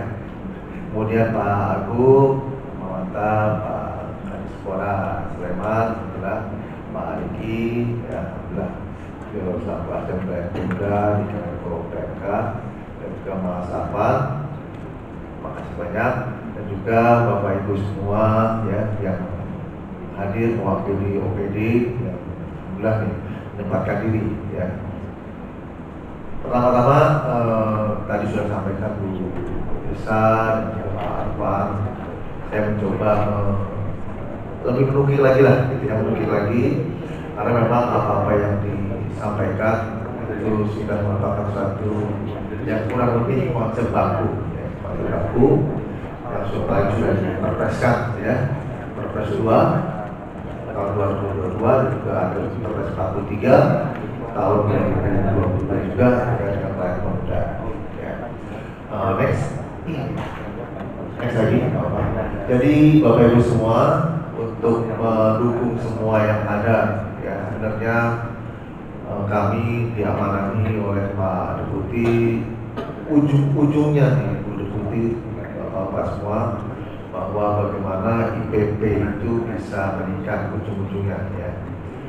Dan juga yang kedua adalah bagaimana dengan sumber daya yang ada ya, itu bisa mungkin ya, keterlibatan entah itu pemerintah provinsi, kabupaten dan kota dan juga kementerian lembaga lain gitu ya, melalui koordinasi dan sinkronisasi sehingga dengan sumber daya yang ada bisa dioptimalkan gitu ya, tidak istilahnya kata Pak Deputi itu berbasis pada data ya, data mengenai persepsi yang sehingga bisa mengoptimalkan apa yang ada gitu ya. Dimana dosen ini adalah ya saya tupoksi ya, kita nantikan saja mau perumusan kebijakan, donasi tidak ada pola kebijakan. Next, nah ini sesuai amanah ya dari Undang-Undang 40 tahun 2009 ini ketentuan umumnya ya, pengertian umum bahwa pengembangan kewirausahaan pemuda adalah kegiatan mengembangkan potensi keterampilan dan kemandirian berusaha. Di samping ada lagi aspek-aspek yang lain ya. Ini hanya untuk memfokuskan di kami karena memang hadir saat ini adalah aspek perusahaan. Nanti mungkin bisa lagi dioptimalkan ke aspek-aspek yang lain. Namun intinya yang saat ini ya, karena harusnya pelopor sudah hadir, memang pemberdayaan semua sudah hadir, cuma memang ini kita pengen tahu bagaimana kontribusi kewirausahaan pemuda ini bisa dioptimalkan dulu, di samping juga nanti fungsi-fungsi tugas pokok yang lain yang ada di Kementerian Pemuda dan Olahraga. Next, nah ini adalah tadi ya bahwa pasal 27 apa yang bisa di fasilitasi ya, pelatihan, pemagangan, bimbingan, kemitraan, promosi dan atau bantuan akses permodalan. Ini merupakan hal-hal yang memang amanah Undang-Undang Kepemudaan 40 tahun 2009, di mana ini merupakan satu kumpulan ya, semua yang terkait kepemudaan baik pemberdayaan maupun pengembangan, maka semua harus berbasis ini. Untuk kewirausahaan adalah yang pasal 27 ini. Next, Bapak Ibu semua yang kami hormati, ini juga terkait dengan amanah ya, sesuai bagaimana reformasi birokrasi tematik mengamanahkan bahwa kebijakan yang mana terkait dengan kewirausahaan pemuda itu ada di Permenko PMK ya, nomor 32 tahun 2022. Ini adalah yang diamanahkan atau diarahkan oleh Permenpak RB untuk Kemenpora berkontribusi ya dalam strategi dan program penghapusan kemiskinan ekstrim yang targetnya adalah 2024 itu 0% gitu lah. Nah ini dari sini kami menelaah lah ya, memilih menelaah, ternyata peningkatan pendapatan masyarakat yang lebih cocok dibanding kewirausahaan pemuda ya, dimana yang lainnya memang banyak tugas-tugas di aspek lain gitu ya, baik yang di kementerian lain maupun ada juga yang di Kemenpora. Baik, yang nextnya ya. Nah ini kalau kita lihat ya, bagaimana terkait dengan peningkatan pendapatan masyarakat, maka lebih mengerucut terkait dengan aspek kewirausahaan pemuda, peningkatan kapasitas UMKM, yang melalui akses peningkatan akses pasar, pendampingan, penguatan kewirausahaan, seperti program pendampingan usaha, gitu ya, dan juga peningkatan akses biaya UMKM. Ini memang salah satu amanah ya Mas Menteri juga. Bagaimana kami berupaya mendekati BKPM ini Kementerian Investasi itu agar diberi dukungan untuk para pemuda mendapatkan NIB ya, karena tahun 2024 nanti tanpa NIB akses ke lembaga keuangan tertutup, sehingga mumpung belum dilarang atau mumpung harus diwajibkan, maka sebanyak mungkin kami harus meminta bantuan kepada BKPM untuk membantu para pemuda atau wira muda itu untuk mendapatkan RMB. Dan juga terus terang bahwa akses pembiayaan ini merupakan salah satu bantuan yang mungkin ya bisa mempercepat ya, atau istilahnya meningkatkan lah ya pendapatan UMKM dalam hal ini wira muda ya, khususnya umur 19 sampai 30, 16 sampai 30 pada saya ingatnya pada asar nih, pada asar ya 30 ya gitu. Jadi tentunya kami berupaya nih ya untuk ya semua amanah-amanah ini tadi ya yang disampaikan agar bisa menjangkau ujung-ujungnya adalah bagaimana kalau seandainya semua itu digerakkan berkolaborasi dengan Pemprov, Pemkab, Pemkot dan juga kementerian lembaga lain ya, terutama nanti kita lihat lagi karena memang jelas pertama kita koordinasi dulu, kemudian nanti bagaimana bisa ternyata hal-hal yang perlu dilakukan atau prioritas itu adalah yang ini gitu ya gitu. Ini merupakan salah satu tujuan hari ini tentunya karena terus terang dengan amanah dari Bappenas dengan 2 pilot project gitu ya. Kemudian kami juga punya amanah yang lain lagi 4 pilot project ya, salah satunya 4 itu adalah Papua, Banjarmasin, Manggarai Barat dan Nganjuk gitu ya. Jadi mungkin dengan pengalaman-pengalaman di beberapa pilot project kami bisa menerapkan ya. Mungkin tidak plek ya, terus terang aja tidak ada satu teori untuk pas untuk semuanya, namun kita ada modifikasi istilahnya amati, tiru dan modifikasi sehingga paling tidak terminologinya sama gitu ya. Nah ini juga tentunya untuk Kabupaten Sleman ini kami mencoba ya pada hari ini memahami sehingga nanti kami akan istilahnya menelaah ya, menggodok bagaimana arahan Pak Deputi karena yang penting koordinasi dan sinkronasi dengan Pemprov, Pemkab, Pemkot itu menjadi hal yang sangat penting ya. Karena pemangku kepentingan atau kewenangan pemuda itu ada di Pemprov, Pemkab, Pemkot ya. Baik, nextnya ini adalah Perpres 43 tahun 2022 di mana tentang koordinasi strategis lintas sektor penyelenggaraan pembangunan pemuda. Memang terus terang bahwa di sini salah satu pokoknya lapangan kesempatan kerja ya. Yang alhamdulillah nih untuk tahun 2022 itu rupanya meningkat tuh ya, bahwa untuk domain yang lapangan kesempatan kerja itu menjadi 45 ya, naik 5 poin ya di atas. Bahkan yang tadinya partisipasi dan kepemimpinan ini tinggi, ternyata di bawah kita, kurang lebih gitu lah, di bawah lapangan kesempatan kerja ya. Dan tentunya juga kita lihat kenapa naik ya, ternyata ada indikator TPT pemuda turun menjadi 13,93, kemudian juga indikator dewasa keras putih ini kenaikan menjadi 0,48 ya. Dan ini menjadi satu berarti seandainya nanti tahun-tahun ini ke depannya kita lebih menguatkan koordinasi, maka tidak tertutup kemungkinan tambah naik lagi ya.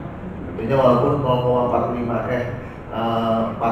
ini juga kurang ya, sesuai tadi Pak Bu Deputi nyampaikan 5,7 poin.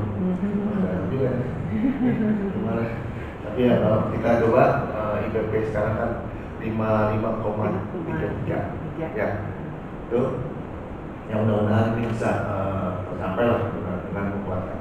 Karena memang kemarin kami raker Minggu dan Senin bersama Pak Deputi, bagaimana intinya kami harus berpikir, berkoordinasi dan sinkronisasi dengan berbasis data ya, karena tidak hanya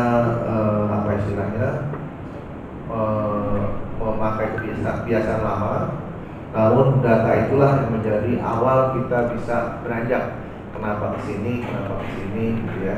Ini yang menjadi pemikiran kami. Next. Ini tadi dari lapangan tempat kerja, ya, dari NIT ternyata juga turun, alhamdulillah ya. Ya ada yang nganggur turun, yang tidak lagi sekolah turun, juga training turun, sehingga dari 26,4 tahun 2021 sekarang naik turun ke 23,22 ya. Ini mungkin kondisi tadi yang disebutkan Bu Deputi bahwa COVID tidak mulai tingkatan ya, lepas ya, mulai beranjak normal kembali dan normalisasi gitu ya. Kemudian juga PPT tadi 13,93 turun, dan juga ternyata yang kerah putih itu meningkat ya, dari 0,41 jadi 0,48. Ini yang menjadi upaya untuk Gerakan Pemuda, karena terusnya fokusnya kepada pemuda, hingga mudah-mudahan bisa dengan koordinasi salah satunya dengan Kabupaten Sleman, sekolah Sleman dan PPD lain gitu ya. Tentunya tadi bahwa kompetensi, pasar, modal, kemudian dukungan dan terakhir kelembagaan itu kan merupakan satu bagaimana nih kelembagaan salah satu internal Kabupaten Sleman ini bisa solid dan kondusif sehingga apa yang menjadi sasaran program kegiatan di sekolah Sleman ini bisa didukung oleh PPD yang lain. Itu salah satu ya. Next, ini saya jelas bahwa saya menunjukkan bahwa ini naik ya, lapangan ekspat kerja naik, dan juga EPP jadi 55,33 dari 53,33 naik 2 poin ya. Dan mudah-mudahan tentunya tadi sampaikan bahwa DIY itu EPP paling tinggi ya. Nah ini menjadi satu ya istilahnya baseline lah ya, baseline bagaimana nanti rincian tahun-tahun ke depannya seperti apa peningkatannya. Jangan-jangan yang meningkat adalah kesehatan pendidikan doang ya. Yang lapangan tempat kerja yang partisipasi dan penyelenggara misalnya ya. Nah, ini lumayan buat baseline untuk kita terus memikirkan, oh iya kita pendidikan udah oke misalnya, sekarang sekarang yang lainnya misalnya ya. Next, ini kondisi pemuda ya. Ini ya paling nggak bahwa kita tahu usia produktifnya anak-anak muda ini ya 65 juta kurang lebih gitu, bahwa 1 dari 4 penduduk itu adalah pemuda gitu ya. Komposisinya sebenarnya dari SH-nya nggak jauh ya 50,1 ini 40,49, jadi sebenarnya tidak ada masalah dengan gender sebenarnya kalau saya lihat ya. Nah kemudian kalau kita lihat usia produktifnya ini 1930 ini banyak yang dari 1924. Tentunya nanti di tahun 2045 100 tahun Indonesia Merdeka tambah 22 tahun ini menjadi 40-an, 46 ya, tambah ini 40-an gitu ya. Nah ini kita menjadi akan menopang juga antara ini yang menuju ya istilahnya generasi kita ini ya 55. Jadi yang gambar aja, memang dari sini kelihatan kota dan pedesaan, banyak di kota gitu ya, mungkin lapangan-lapangan kesempatan kerjanya di sana. Ini potret aja gitu ya, makasih next. Tadi disampaikan ini hanya ingin menggambarkan saya aja bahwa kondisinya harus dipetakan sedemikian rupa dengan lima strategi tadi oleh penguatan pengembangan berdasarkan pemuda ya. Dan ini menjadi satu pegangan kami ya. Tadi yang sampaikan Bu Deputi juga bahwa kebanyakan itu yaitu rasa takut untuk memulai usaha ya. Makanya kita di sisi pemuda terus terang harus menumbuhkan optimisme ya. Karena memang Mas Menteri juga melihat jangan diberi narasumber yang dosen-dosen gitu ya atau profesor gitu ya, harus mudah-mudahan sukses. Karena apa? Karena biar mereka real tahu bahwa oh ada pemuda sukses ya gitu ya. Kemarin dengan banyaknya kan mengundang di beberapa di 30 kampus sama beberapa daerah gitu, itu rupanya memang optimisme untuk memulai usaha, ya, optimisme untuk berminat itu tinggi. Tadi sampaikan guru juga tinggi, akan juga tinggi, tapi begitu faktanya rendah yang mau bergerak gitu ya. Nah ini memang salah satu amanah agar bagaimana, oh iya ya, rupanya ada di Kalimantan Timur SMK kelas 2 usahanya sih sebenarnya sederhana, frozen food, tapi ketika dia melek atau dibantu sebenarnya oleh teman-temannya untuk masuk IG sama Facebook ya, sama juga GrabFood dan GoFood, ternyata pesanan di Kalimantan Timur meledak ya, banyak, sampai dia memberdayakan ibu-ibu dan remaja-remaja sekitarnya untuk produksi apa-apa yang menjadi frozen food. Dan itu akhirnya dia padahal SMK kelas 2 nyewa kontrakan rumah petak 3x9 meter itu untuk apa? Untuk diisi freezer semua gitu ya. Nah ini menjadi salah contoh gitu ya. Kemudian juga kami mengundang Isa Juarsa itu kalau terkenal di Jabodetabek itu bakso Rusukjos gitu ya, punya 24 gerai, itu tamatan SMK anak muda. Nah sekarang 24 gerai itu penghasilan perharinya 2-3 juta, jadi kali 24 itu sekian puluh juta gitu ya per hari. Sehingga Isa Juarsa tamatan SMK karena cintanya lamaran tolak nih, tolak Pak, gara-gara gitu. Jadi dia tadinya guru pabrik udah kontrak di petak, begitu dia ngelamar ditolak, ditanya mau ngasih makan apa, kaget juga. Padahal kalau ngasih makan biasanya bisa ya, tapi akhirnya dia berpikir tuh, dia ngeliat tukang bakso, dia coba kerjasama apa daripada jalan, lebih baik di kios kita saya kontrakkan, ini bagi hasil. Ternyata enak katanya, memang dia tahu ini bakso enak tapi saya nggak bisa masak katanya. Akhirnya meledak ya, dia bikin cabang-cabang sampai sekarang 24 gerai, 24 cabang. Ini merupakan contoh-contoh real anak-anak muda, sehingga ketika ditampilkan di misalnya di tadi pemuda-pemuda itu atau di organisasi pemuda atau di mahasiswa, mereka bisa mendapatkan contoh real gitu ya. Ini yang meningkatkan atau menurunkan rasa takut ya untuk memulai usaha. Next. Nah ini memang kalau dari data ya kita lihat ternyata kecenderungan ya orang yang job seeker ya job seeker itu yang itu adalah di sini semakin tinggi dia berpendidikan, semakin takut dia berusaha karena memang inginnya jadi pegawai, inginnya di meja gitu ya. Tetapi ternyata yang menjadi job creator itu adalah yang berpendidikan rendah ya, SD, SMP ya, itu. Hingga oh iya benar juga ya. Jadi mungkin tadi istilahnya karena dorongan kebutuhan dan juga ingin menghasilkan uang, maka dia lebih banyak langsung berusaha ya. Dan ini memang real ya dari data BPS tahun 2022 bahwa semakin rendah tingkat pendidikan, semakin tinggi kecenderungan pemilih untuk berusaha ya, seperti itu. Mudah-mudahan ini bisa tapi ada data-data lain, kalau sampai pendidikan tinggi harusnya tingkat teknologi atau inovasi itu lebih tinggi sebenarnya untuk berusaha ya, menggunakan teknologi. Next.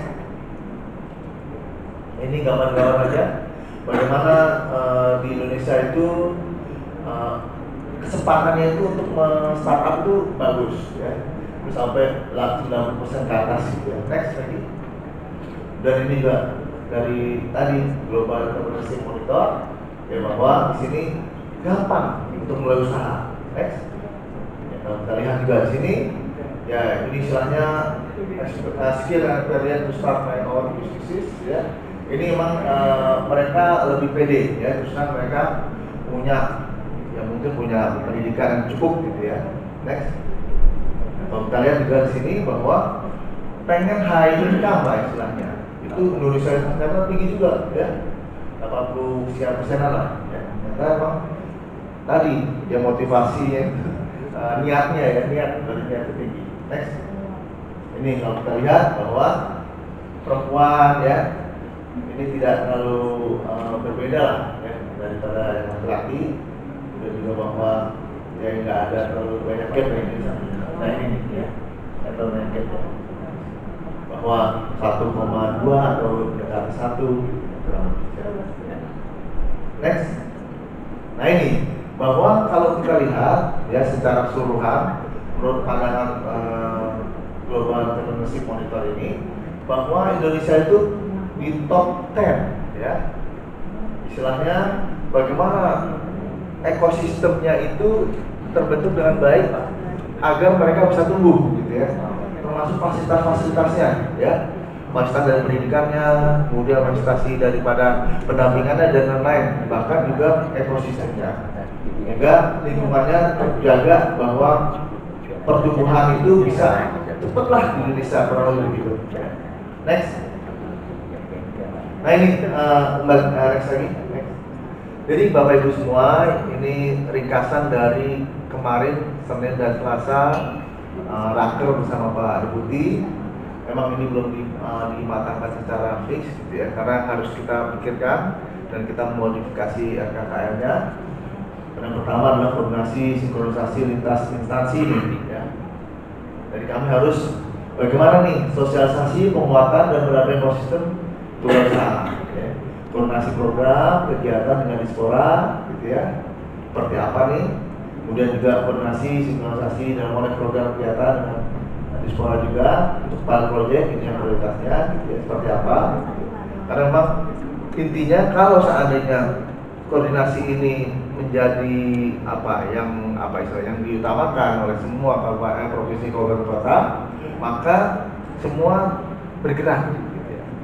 Kalau udah bergerak, maka sedikit banyak bisa mengungkitlah IPP di tempat masing-masing gitu ya. Kemudian juga RO-nya wirausaha muda prestasi yang peroleh prestasi modal, aset modalan ya. Ini aspirasi ya, bagaimana di tempat konstituennya anggota terhormat ya bisa tetap walaupun sulit terjangkau tapi bisa difasilitasi. Kemudian koordinasi dengan dispora itu yang berkomitmen. Nah ini kata kuncinya adalah berkomitmen. Karena apa? Karena kalau berkomitmen maka dari top down-nya itu semua akan mengerahkan apa yang dia punya, kurang lebih begitu ya. Kemudian termasuk proyek ini Sleman, Mabo dan lainnya 4 itu, dan dia kolaborasi dengan lembaga internasional, salah satunya di UNDP ya. Kemudian ada Wirausaha Akademi, ini masuk usulan Mas Menteri agar meningkatkan tadi ya kompetensi yang paling atas ya, kompetensi pasar modal dukungan kelembagaan. Nah ini Wirausaha Akademi ini adalah kompetensi di mana ditinggikan atau ditingkatkan kompetensi IT-nya ya. Wirausaha Akademi ini Mas Menteri bekerjasama dengan Kemendikbudristek untuk program MBKM ya. Untuk MBKM ini untuk Merdeka Belajar kampus Merdeka agar mereka bisa akses ya.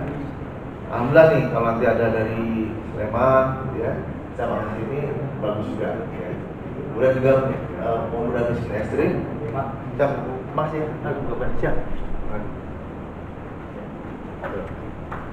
Jadi ini yang menjadi pemikiran-pemikiran yang kemarin juga Bu Deputi ini kalau pemuda miskin ekstrim ini seperti apa? Tadi Pak Wakil Bupati menyampaikan ini ya, bahwa mereka diberi suatu peluang gitu ya, mungkin BLK gratis gitu ya, atau suruh sekolah gratis beasiswa gitu juga. Karena memang salah satunya agar mereka taraf hidupnya lebih meningkat ya, Oke, next.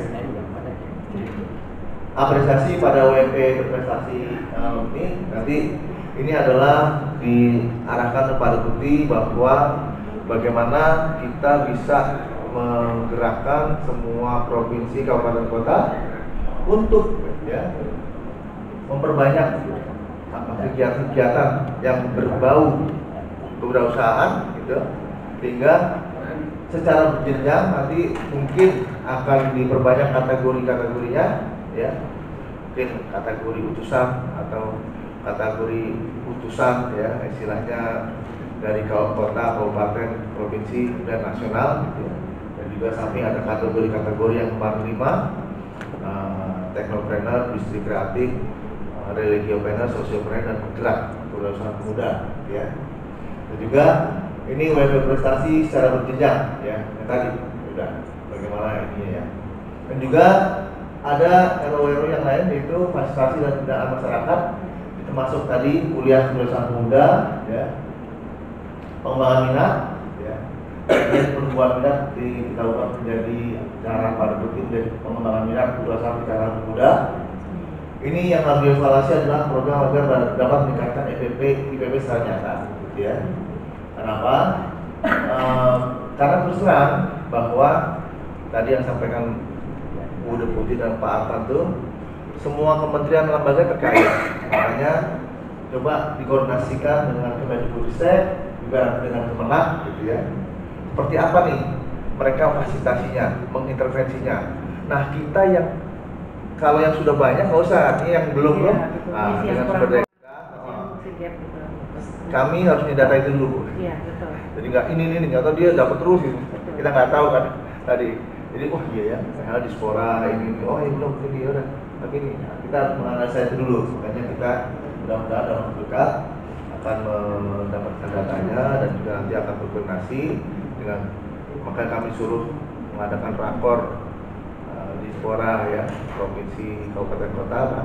Mudah-mudahan artinya mendapatkan pencerahan-pencerahan program-program utamanya yang bisa diakses selalu begitu. Kemudian juga pengembangan minat ini tadi ya. Jadi kalau seandainya tadi penguatan kompetensi ya di samping pasar, modal, dukungan dan kelembagaan, maka harus lebih fokus lagi pada kompetensinya ya, kompetensinya. Tadi sudah menunjukkan minat, oke. Sekarang penguatan kompetensi. Penguatan kompetensi berarti misalnya katakan, oh iya, berarti digital marketing misalnya. Oh, misalnya terkait dengan IoT misalnya ya, atau terkait dengan packaging atau terkait branding dan lain-lain ya. Nah, ini yang menjadi pemikiran kita punya datanya, kebutuhannya apa. Tentunya masing-masing kabupaten kota ya beda-beda. Kalau di Papua misalnya kan beda lagi, tidak seperti yang di Sleman. Nah, ini yang menjadi analisa kami butuh analisa itu, data itu untuk oh ya berarti topik-topik ini untuk meningkatkan kompetensi seperti itu. Kemudian juga koordinasi dengan dispora, kolaborasi kampus ya, untuk pengembangan minat ya ini. Kemudian juga sosialisasi program dengan kerja teknologi yang berdampak kuat pada IPP. Ini maksudnya adalah bagaimana tadi setelah kita koordinasi dengan dispora, jadi kita tidak langsung masuk kepada kampus, tetapi berkoordinasi dengan dispora agar bisa mengkoordinasikan ya. Dan tentunya nanti kriterianya ini akan kami pikir apakah kampus-kampus yang sudah punya inkubasi sentra bisnis misalnya gitu ya, sehingga nanti kita bisa lihat oh ya ini yang didorong nih. Kalau yang belum mungkin nanti ada kriteria lain untuk menjadi prioritas kedua lah kurang lebih gitu. Nah ini menjadi pemikiran ini belum kita inikan, karena memang kalau dia udah inkubasi atau punya sentra bisnis berarti kan udah bergerak nih. Nah kalau kita dorong lagi kan dia udah tambah lagi kurang lebih gitu ya. Ini yang kita pesantren juga gitu, SKP, sentra kejuruan pemuda ya. Ini juga kita berkoordinasi dengan pemerintah mana saja pesantren yang tidak terjangkau ya. Bahkan Pak Deputi minta yang sudah punya inkubasi. Waduh, susah juga gitu. Mintanya berat ya, karena terus terang di pesantren memang basicnya bagus maksudnya 18 juta santri. Sementara kalau mahasiswa kan 7,8 juta mahasiswa ya, perguruan tinggi, mau akademi, poltek, sekolah tinggi, universitas gitu ya. Itu atau diploma. Itu 7,8. Sementara pesantren 18 juta. Jadi pemuda itu bagus banget. Cuma ya gitu, kalau ada yang sudah ke arah wirausaha, nanti kita dorong biar yang lain katanya biar terpancing lah kurang lebih. Itu yang kita lakukan. Kemudian juga ini koordinasi sekolah dan kompetisi ya. Bagaimana nih Jadi kalau Pak Deputi kami pikirkan bagaimana nih supaya dengan sumber daya yang ada, terus terang program kompetisi-kompetisi ini diikuti oleh kota, kabupaten, provinsi supaya mereka bisa bisa ikut bergerak ya, berkontribusi lah dalam tanda kutip untuk kita angkat ke tingkat nasional gitu ya, kurang lebih begitu. Kemudian koordinasi lembaga inkubasi yang berkomitmen, nah ini juga nanti akan kita lihat karena di Menpora nomor 1 tahun 2023 ada setiap provinsi, kabupaten, kota harus memiliki lembaga inkubasi. Nah, ini menjadi harapan apakah yang mana yang perlu didukung atau digerakkan. Juga yang tadi yang terkait dengan pesantren yang berkomitmen juga gitu ya, yang udah pesantren wirausaha misalnya, kayak gitulah. Demikian aja kurang lebih ya. Oh ya, udah kado dan kalau saya ke ini. Jadi ini program yang Mas Arfan dan saudara ini ada di terlibatkan 100 orang ya untuk pemuda wirausaha atau kegiatan wirausaha ya, tingkat nasional maupun internasional berbasis inovasi dan teknologi ya. Nah ini sedang dipikirkan, ada usulan, oke, kita kirim wira muda yang ingin pameran di luar negeri. Udah Pak Deputi langsung, ya kalau pameran sih pameran, tapi begitu pulang apa tetap begitu aja atau lebih angkat, itu harus dipikirkan lagi. Oh siapa pendampingannya kita harus, karena sebenarnya kadang-kadang kan ya dari tanda kutip ya, pameran luar negeri senang, tapi begitu pulangnya nggak berdampak, nah itu juga jadi perhatian ya. Nanti yang nasionalnya bisa aja kita secara kompetitif untuk mengikutkan pameran yang berkualitas misalnya gitu ya, agar bisa terus tampil misalnya.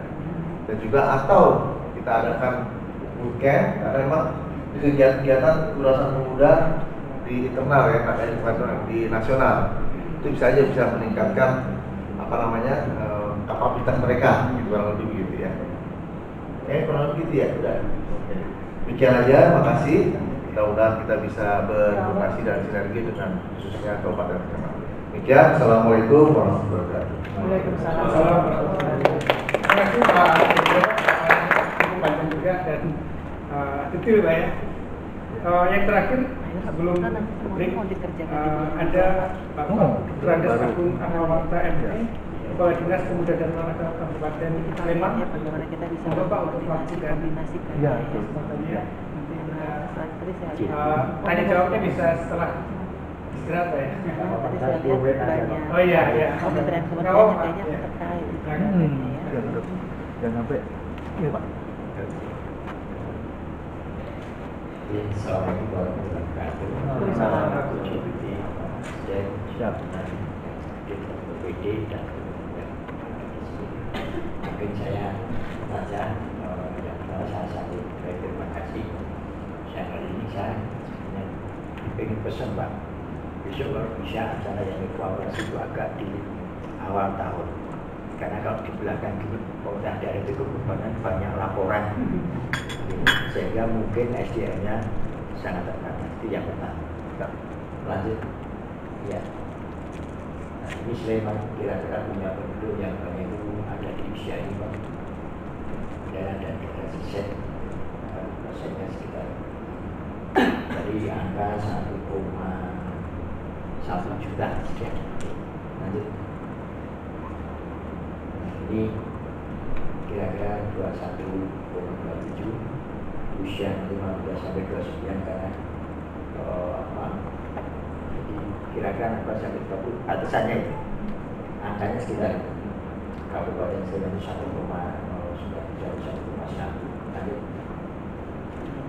Wilayah pemuda Sleman itu kita kembangkan dari organisasi umum, yang UKP, komunitas, kemudian yang tidak berorganisasi. Jadi kami tidak pernah hanya terpaku di satu sisi yang seperti dulu, tapi ini yang kita boleh lanjut. Ini saya kira sudah orang tahu maupun dan tadi kami lebih mendasar pada ini, khususnya peningkatan pendapatan menjadi hal dasar untuk mandiri. Kalau ini naik, lainnya insya Allah naik. Ini menurunnya ini kita punya cukup banyak sukses dan kemarin Pak Rian terakhir undang Atakib ya Mas. Atakib itu berusaha di bidang elektronik, sekarang sudah mengembangkan sekian cabang dengan omset yang sehari berapa miliar? 1 miliar ya, omsetnya 1 miliar lagi. Kemudian ada Rocket Chicken yang sekarang sudah punya 250 gerai dengan sekali franchise itu 300-an juta. Itu orang Lampung juga, orang Sleman. Kemudian Semangat Mandiri ada tadi juga, meskipun mungkin sekian persen baru merealisasikan. Nah, Sleman punya kebijakan agar ada semangat kemitraan. Jadi saya agak kaget ketika Sleman ini disuruh nyari pemodelan miskin ekstrim, Pak. Karena kami itu boleh tidak ada yang tidak sekolah sampai dengan usia SMA, SMK. Itu semua dapat bantuan, baik yang rutin, kemudian yang BLT juga dari pusat, Basnas, kemudian juga beasiswa untuk sampai SMA, SMK, dan sekarang kontrak dengan perguruan tinggi sampai S1. Jadi kalau ada eksibisi saya belum nyarinya di mana ini. Oke, next. Lambatnya ini memang kesulitan saya kira akan sama, ada yang nanti ada yang enggak. Kemudian ini kan juga seluruhnya kita punya sistem ekonomi makro itu tidak pernah mendukung kolaborasi pengusaha besar dan usaha kecil ini jalan saja. Coba kalau kita lihat pengusaha kecil itu akan diberikan mundur, benar kan itu sama saja kita memodali orang-orang yang sudah kuat, bisa nggak dihapus. Dan ini saya kira mestinya negara yang ngatur, kalau daerah nggak bisa. Nah ini saya kira mohon maaf kalau saya bilang ini benar-benar kapitalis murni. Karena sekian hari itu bagi seorang pengusaha kecil dia akan jadi sangat bermanfaat. Next. Ini berasal dari Sleman. Kita punya 8.000 sekian 800 dari 109.000 UMR Sleman. Ini belum yang saya belum jasa ini belum kita petakan, Pak. Jadi di Sleman itu banyak hal yang sifatnya jasa atau mungkin broker yang itu bisa dapat duit dari situ. Contoh ya, kalau Bapak Ibu ke pasar buruh itu banyak broker yang hanya membawa kayak caremaker gitu. Oh ini buruhnya bagus, ini enggak, tapi dia jamin itu dapat duit, Pak. Kalau buruhnya itu 30 juta, dia nggak kurang dari 500.000. Kalau buruhnya 200.000, ya paling nggak dia dapat 20.000. Ini banyak seperti ini. Jadi ini mungkin nggak pernah tercover sebagai orang nganggur, belum punya profesi. Bahkan kalau pernah lihat merpati balap ya, itu kan ada yang tukang ngabangi. Itu juga mahal itu bayarannya, belum lagi buka dan lain-lain. Jadi mungkin kita jangan terpaku dengan UMKM, tapi sebaiknya kemandirian pemuda itu juga dengan jasa dan jaringan. Next, ini biji kembangnya ini jadi menggunakan mati juga nanggung hidup semuanya, membantu SDM untuk kolaborasi dengan organisasi yang terakhir dan bidang pemuda itu kemarin ketika ada ruang Najiner ya. Festival Najiner kita itu mengirimkan 20 stand pemuda, khusus pemuda 40 ya, 40 stand pemuda di antara yang lain. Jadi kita nggak berdiri sendiri memang, tetapi kemudian juga hasilnya saya hitung kalkulasi terakhir per orang itu dapat angka berapa. Yang jelas laporannya hari itu sampai nambah yang dijual sampai 16 kali 2. TI itu ada Mas Agus, TI Sleman itu setiap kampung sudah punya wifi gratis ya pemerintah daerah. Ada pelatihan konten, ada kemudian juga pembuatan media produksi yang lain. Kita juga punya banyak web yang mendukung media produksi Sleman ini, termasuk gedung-gedung yang baik di Kanada ya, juga standar, kemudian juga yang pameran-pameran di Sleman. Ini dari kemitraan juga punya. Kemudian berkami. Nah ini saya juga kritik, Pak. kita tidak pernah untuk best practice itu mengundang dari universitas. Karena orang teoritis itu berbeda dengan feelingnya orang praktisi. Saya masih ingat betul ketika saya di UI dulu, seorang pemain falas itu, ahlinya itu falas teori itu selalu kalah main kalau dia main falas sama anak yang SMA. Dia punya win, jadi saya ikut dulu. Oh ini dosennya, setiap kali dimodali kalah dia. Yang satu SMA itu setiap kali dibawain duit dia menang. Jadi memang teori berbeda dengan wirausaha yang praktis. Jadi ini saya kira nanti kalau dari Kemenpora mau untuk universitas, jangan dia suruh nyari langsung, tapi misalnya konsultasi untuk wilayah Yogyakarta untuk silahkan, tapi harus lewat Komdanya. Ya, saya nggak yakin mereka punya pengalaman. Next, di rangka daerah saya kira kita sudah punya ini yang koordinatif, dan ini juga saya kira ini lebih formal. Sebenarnya kita sudah laksanakan cara bersama-sama. Lanjut. Ini yang ingin kita bantu Pak. Kami ingin ada data tunggal.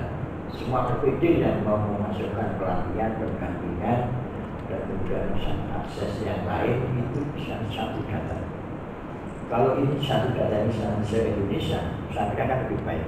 Karena siapa yang dapat dari Pertamina, dari BRI, dari kelihatan. Tapi kalau enggak, tidak dapat dari mana-mana. Ada yang tidak dapat dari mana-mana juga. Gitu. Nah, ini yang nanti mungkin akan kita bangun. Paling nggak di Sleman saya berharap tahun 2024 bisa terlaksana. Kemudian juga ini juga produk barang, jasa maupun combine. Karena kadang-kadang orang bisa dua-duanya. Yang terakhir, ini juga saya nanti SOP dan MOU yang kerja koordinatif baik daerah, Komda maupun dengan pusat ini juga ada Pak. Katakanlah hari ini setelah Nasrim kita mau pandu sampai kapan, terus kemudian komposisi sudut-sudut yang mau kita sentuh, Menpora apa, PMK apa, Bapenas apa, kemudian BKPM apa, kami apa. Nah kalau itu bisa, saya kira akan jadi milestone yang baik selama 5 tahun lagi. Next. Nah ini kita sebenarnya memang mendorong pemuda wajib tangguh dan kebijakan pemerintahan hukum. Yang terakhir ini yang sedang selalu kita dorong, karena kalau kita tidak pernah menggunakan produk sendiri yang namanya wisma.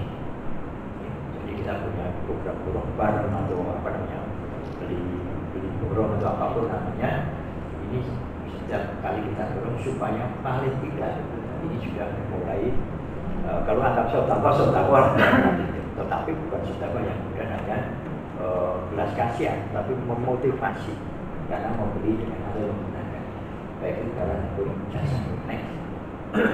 Nah, kita juga saya berharap global by lokal. Jadi kita bisa mendunia dengan produk-produk lokal yang kita punya, dan mudah-mudahan nanti semangat ini bisa tertanam banyak. Dan saya lupa ini, kucing saya akan merapi juga baku. Tetangga ada, oke.